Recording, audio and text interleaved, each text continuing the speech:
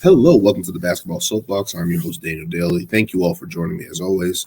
Don't forget to like, comment, and subscribe as we head into breaking down the trade deadline in NBA All-Star Weekend, which is happening next weekend. But I will talk about that as that is set in stone.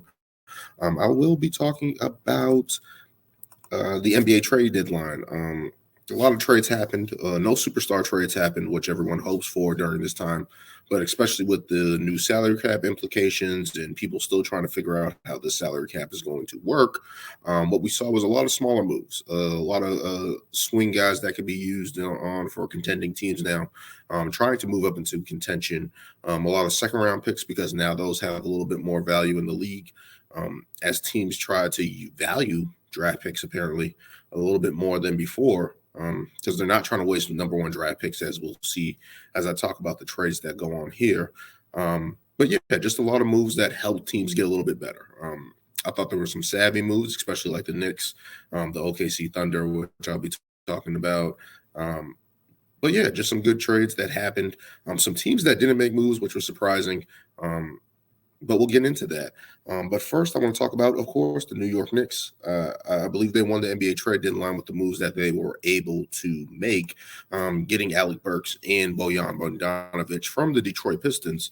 For Evan Fournier, Malachi Finn, Quentin Grimes, Ryan Archie-Dinaki now, and 2 second-round draft picks.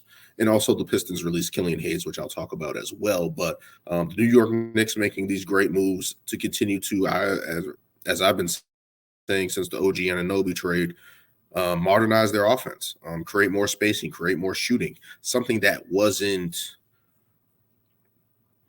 in the wheelhouse for Tibbs-led teams, right, in the past, right? Like they were not always the greatest shooting teams and stuff like that. And especially with his makeup of his teams and his history, they have been strong defensively, strong guard play, and that's just how they work. They're just going to grind these games out. And of course, the New York Knicks have been doing that solid on the defensive end. Jalen Brunson leading the offense, having an Isaiah Thomas type NBA season so far this year. In terms of just a miniature guard, just making all the plays, right? Just keeping that team consistently going on his back.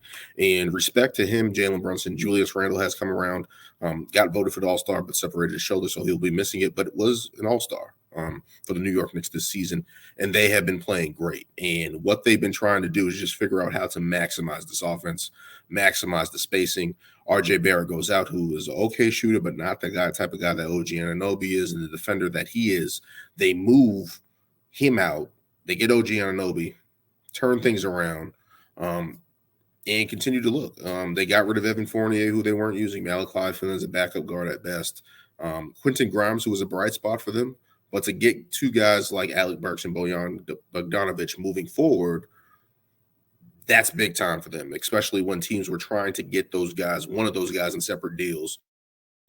And to turn around and get both of these guys and not giving up first-round picks, not giving up any draft capital, it's just that nature, not giving up any big contracts or big names for your team that you want to have as your core moving forward. They keep all their bigs. They keep all their swing guys. Quentin Grimes is the guy that's an odd man out. But you easily do that for this trade and to get guys like Bojan Bogdanovic and Alec Burks who can shoot the ball, play really well, fit into Tibbs' system, and be able to play both sides of the ball, which is important in this system for Tibbs. That's a big win for the New York Knicks. And I don't say that often, especially with trades, to sit there and turn around and get OG Anunoby, Alec Burks, Bojan Bogdanovic.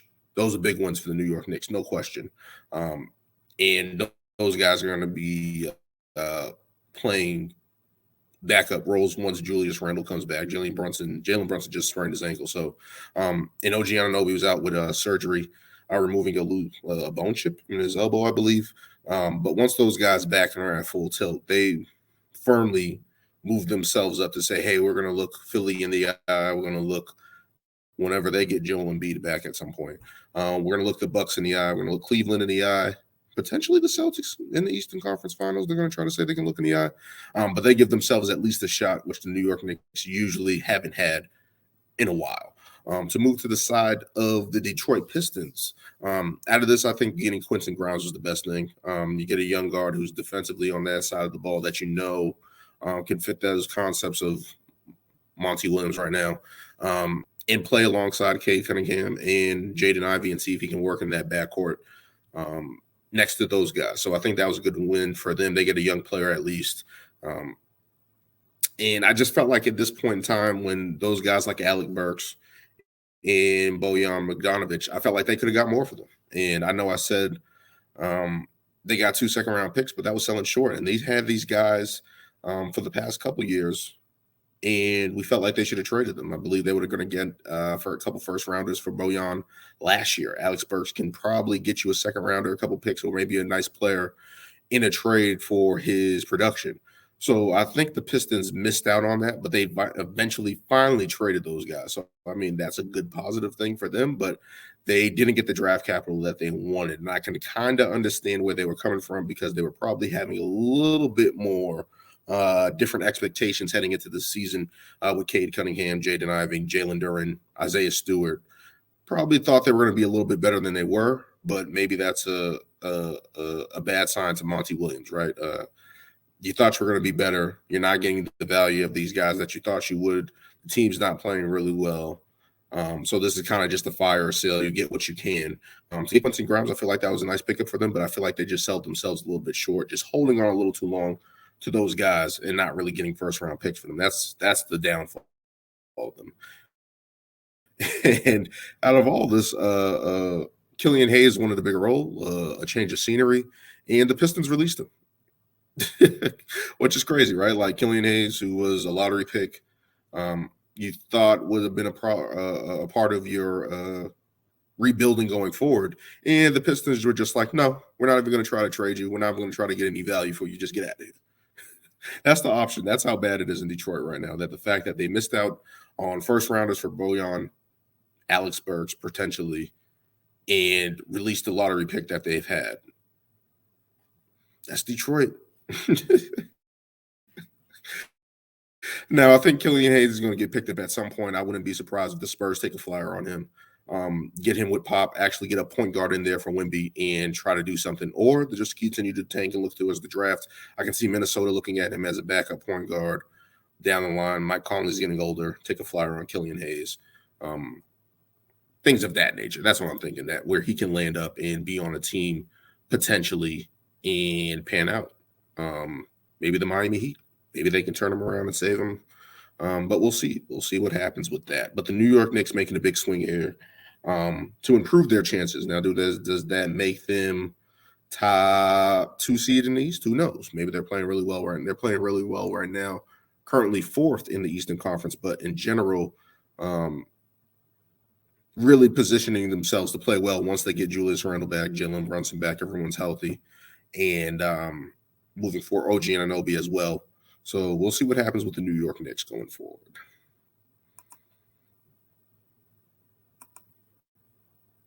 All right, so Dallas Mavericks added some pieces there. PJ Washington and Daniel Gafford. Why is that backwards? Okay, sorry for the weird cut there. We have the Dallas Mavericks adding some pieces at the trade deadline as well, adding PJ Washington in a trade with the Charlotte Hornets, sending out Seth Curry, Grant Williams, and I believe a first-round pick for PJ Washington of the Charlotte Hornets. Also adding Daniel Gafford from Washington Wizards for Rashawn Holmes and a second-round pick, I believe. So the Dallas Mavericks adding some pieces there that can help Luka, help Kyrie, and basically essentially trading for some guys that they can potentially get some value out of. Daniel Gafford just had a big debut in his first game with 19 and 9, kind of replacing Derek Lively, who's hurt at the current moment, and kind of do the same things, right? Just to provide another big that can do something, a little bit more production that they thought they were going to get out of JaVale McGee and other centers that they were trying to plug and play at that point in time.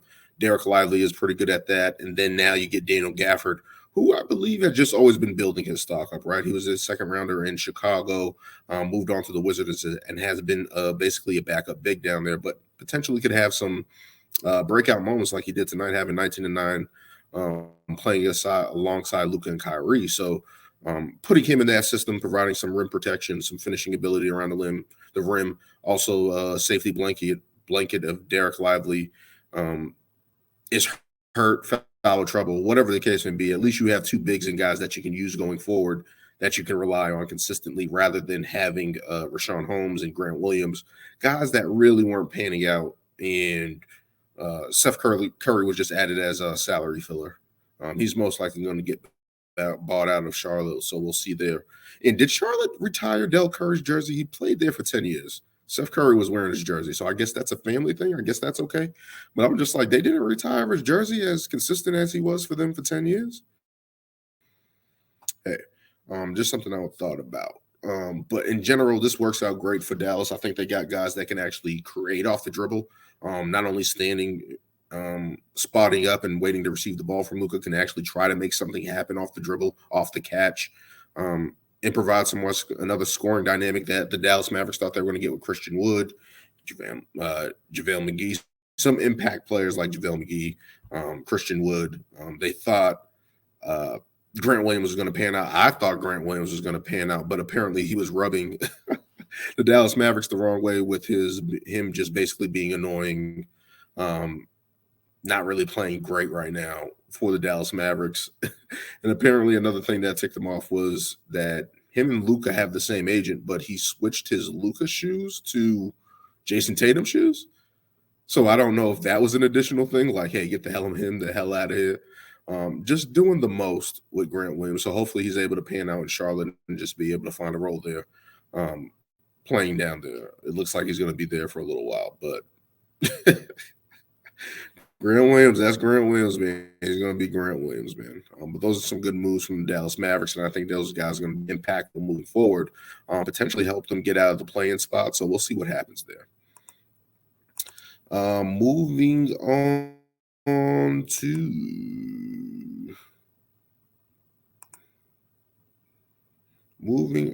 to what is up with that? I got all the spelling errors here.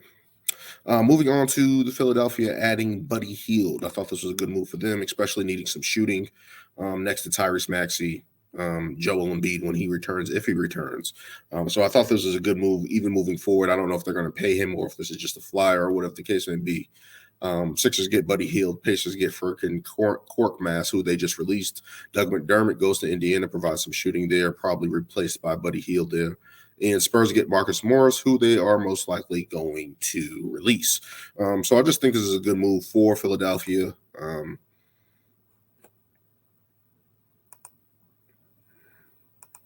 A good move for Philadelphia moving forward regarding their shooting woes and getting somebody that can reliably knock down a shot. So Buddy Hield's going to provide that. So that's a good move for Philadelphia. Moving on to OKC.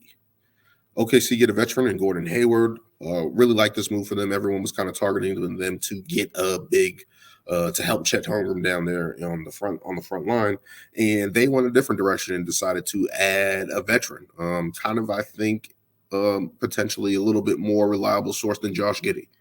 And if he's healthy, that's the thing with Gordon Hayward, of course, over the past couple seasons, a guy that used to be durable, capable NBA, all NBA player, capable all-star. When he's playing, he's good. He's able to shoot, pass, create, and that's one of the best things about him over the course of his career is that kind of hybrid off-guard, off-forward role creation in terms of being able to shoot the ball, get his own bucket, and create for others. So that's something that I think they're looking for, just a level above of Josh Giddey, of a person who can actually shoot the ball and be able to play on the floor in different lineups and stuff like that, even next to Chad in some instances. So I think that's just what it is. It's just a future version of Josh Giddey at this point. In Gordon Hayward going to OKC, I thought that was a really, really good pickup for them. Hornets gets Vasilije Micic, Trey Mann, who is a nice young player and prospect for them, so good there. And Davis Bertans and 2 second-round picks. But Trey Mann going to Charlotte, I think that's a good option to have for Charlotte going forward, especially getting these picks, getting to be able to rebuild, getting rid of Rozier, getting rid of Hayward. That's a big move for the Hornets. We've been holding on to those guys, trying to make the playoffs, trying to do all these things, battling through LaMelo Ball's injury. Just finally, Charlotte is finally going to be rebuilding. Thank you. Do that. Do that. Please do that, Charlotte. It's about time. You got Brandon Miller. You got LaMelo Ball, Mark Williams. Make it happen. Some other trades around the NBA. We have Xavier Tillman and Jaden Springer going to. Why is that not on scroll? I'm messing up today. Jaden Springer going to the Boston Celtics. Xavier Tillman, I thought that was a good pickup for the Boston Celtics, especially looking for a big man. He's a little bit undersized, but can play in that role of Al Horford a little bit in terms of just being a reliable big on the back end side. And especially when we were trying to figure out if we're going to play Luke Cornett and Quinta for the Boston Celtics. Xavier Tillman is a younger prospect, so that we can potentially sign in the offseason as well as looking at him, what he did last year against the Lakers, playing against those guys in the playoffs, filling in for Adams and Clark. He played really well in that series and had some big games. So maybe the Celtics were just looking for a little bit more experience, a little bit more contract, depending on what the numbers are. I think that would be good for the Boston Celtics going forward. Adding him, Jaden Springer, a nice, I believe, a couple-year pro from Philadelphia, brings a lot of energy, a lot of defensive ability, has some bounce to him. And I think they were just looking for an upgrade over Jordan Walsh here, who they kind of do the same things. They're looking for that versatility defensively, but Jaden Springer just has a little bit more energy and probably a little bit more chance to get on the floor. So that's from that aspect. So I like that trade for the Boston Celtics. Also looking around, the Suns get Royce O'Neal and Isaiah Roddy in two separate deals with the Suns and Grizzlies, really adding some defensive depth to their roster and some guys that they desperately needed for their roster. You can't be looking at Bol and these other guys here. You need somebody that's going to be able to play those wing defenders, especially in those lineups of Beal, Booker, Durant. You're going to need somebody to kind of shoot the three and play defense, and Royce O'Neal does that. Isaiah Roddy's a big body, can play power forward, can play small man big. So you got some guys there that can help out the Suns potentially that I like. So that's pretty good for them.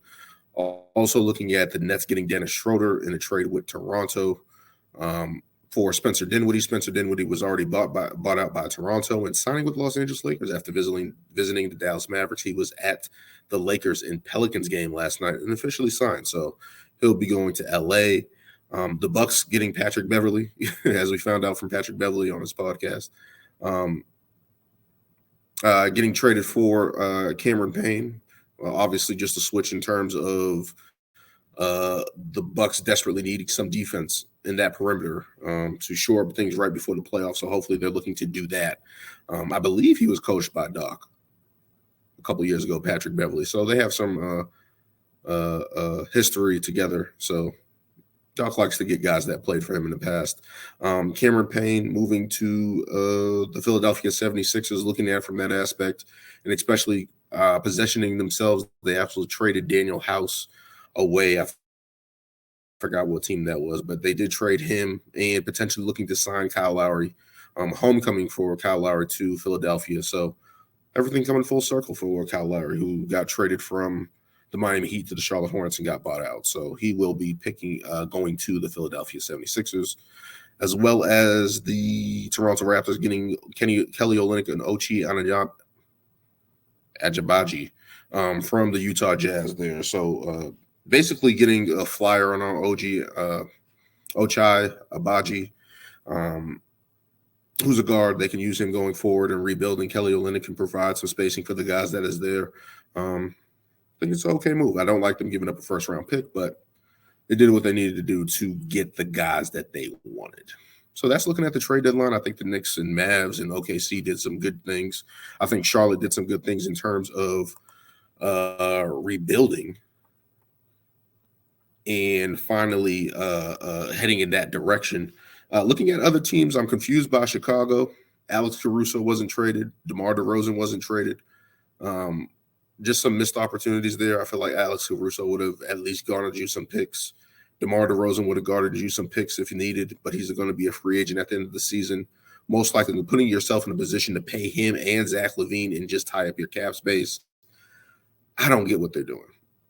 I don't get what Chicago's doing at all.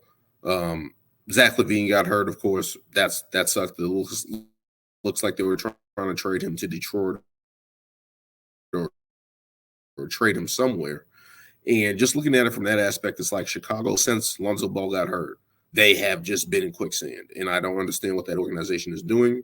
I don't understand what they're trying to push for. They're currently ninth in the playoff race. And it's like, what are you doing or trying to do going forward? Obviously, I know they've been trying to make the playoffs every year. They're not one of those teams, kind of like Indiana. They're not trying to be in the lottery. They're not trying to take a step back. They're not trying to do that. But this is the time to do that. This is the time to do that if you're Chicago. So I'm just disappointed about them. The Los Angeles Lakers did not make any trades. What everybody was talking about, trading D'Lo, Austin Reeves, getting DeJounte Murray, getting all these other guys. And nothing came to fruition for them, as they just didn't see anything worth giving up in terms of Austin Reeves and D'Lo at this point in time. And waiting to the offseason to really make some moves. Get some more draft capital that they could trade if they were going to potentially make moves or make other moves, do something else. But those two teams, I'm just confused by. The Lakers are fine because I didn't really expect them to do anything. But Chicago Bulls, what are you doing? What are you doing? Moving on to NBA All-Star Weekend, but before that, don't forget to like, comment, subscribe.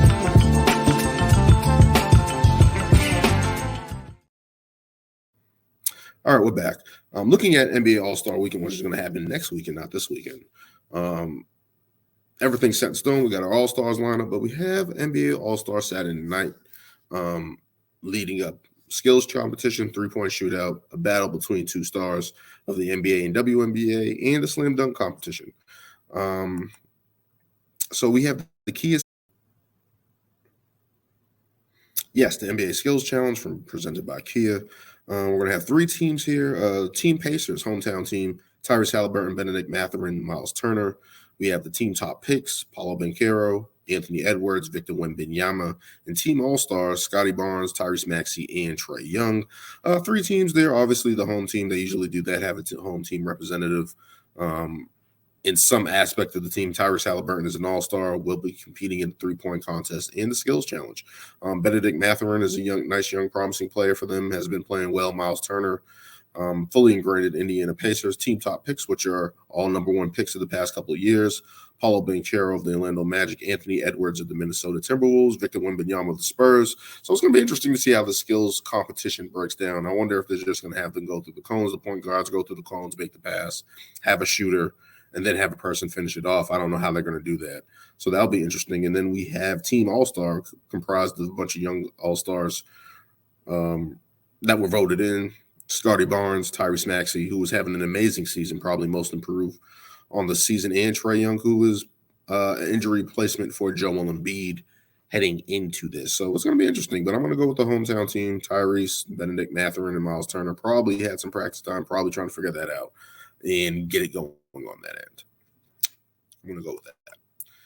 And then we have the starry three-point contest. Damian Lillard, returning champion, coming back. Malik Beasley from the Bucks. Jalen Brunson from the New York Knicks. Tyrese Halliburton from the Indiana Pacers. Lauri Markkanen from the Utah Jazz. Donovan Mitchell from the Cleveland Cavs. Karl Anthony Towns from Minnesota. And Trae Young from the Atlanta Hawks. Trae Young in all these events after being a late addition to the All-Star game. So I wonder if he was there before or after, whatever the case may be. This field is pretty good. Malik Beasley has been on fire from three-point range. Jalen Brunson has been efficient. Tyrese Halliburton knocking down a bunch of clutch threes this year. Donovan Mitchell, I think him more of a scorer, but he ends up in these competitions, but he's able to shoot the ball as well. Lauri Markkanen and Karl Anthony Towns, big men in the three-point contest, change of the NBA. I believe Karl Anthony Towns has one underneath his belt as a champion. Trae Young is rounding it out. This one's going to be tough, but I might go. I don't know if I'm going to go with Damian Lillard. It's got to be somebody else. I don't know if Tyrese Halliburton has a shot for the three-point contest. Who am I going to go with? Let's go with Trae Young. Let's see if Trae Young can do it. I think of him more of a scorer than a shooter, but let's go with Trae Young. I'm going to go with Trae Young in the three-point contest. So we'll see how that goes. And then we have the impromptu challenge between Steph Curry and Sabrina Ionescu in a three-point challenge. Steph Curry will be shooting for NBA range. Sabrina will be shooting from WNBA range, but a three-point contest, just a shootout, and we'll see what happens here. This is going to be interesting too, with the best shooters in the world in their respective sports, and this is going to be fun. I think it's going to be fun. I like this crossover event. They usually do it in the Shooting Stars Challenge where they cross over NBA and WNBA players, but this is an actual straight-up challenge, and I think it should be fun in Indiana. I think it should be a good show. A good showing, and sometimes the three-point contest is better than the dunk contest. But so we'll see what happens with that this year. And that's basically 2 3-point shooting contests. So we'll see what happens with that. But I'm going Steph Curry. I think Steph Curry is just the greatest shooter of all time, and he is the greatest shooter of all time. And just it's a competition. I believe he has a couple 3-point contest championships underneath his belt. So going to go Steph Curry in that battle. Moving on to the NBA dunk contest, who we didn't know who was going to be in it. And then it was rumored that Jaylen Brown was going to be it, but it has been confirmed. Jaylen Brown is in the dunk contest representing my Boston Celtics. So hopefully he does well. Jamie Jaquez Jr., the rookie out of Miami, who has been impressive and playing really well like there. Matt McClung, who won it, I believe, was it last year? But he's of the Orlando G League. Very impressive. Usually came out. He was in Philly. He was in Philly at the time he won it.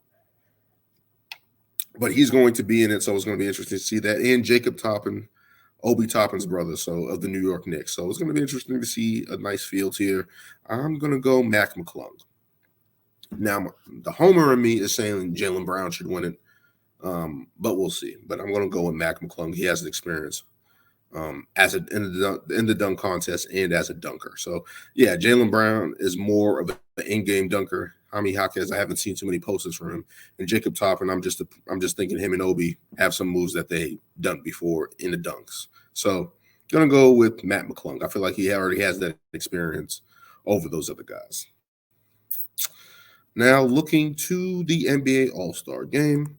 In the Eastern Conference, we had Halliburton, Lillard, Antetokounmpo, Giannis, Jason Tatum, Joel Embiid, Jalen Brunson, Tyrese Maxey, Donovan Mitchell, Jaylen Brown, Paulo Banchero, Bam Adebayo, Trae Young, and Scotty Barnes as the replacements for Joel Embiid and Julius Randle.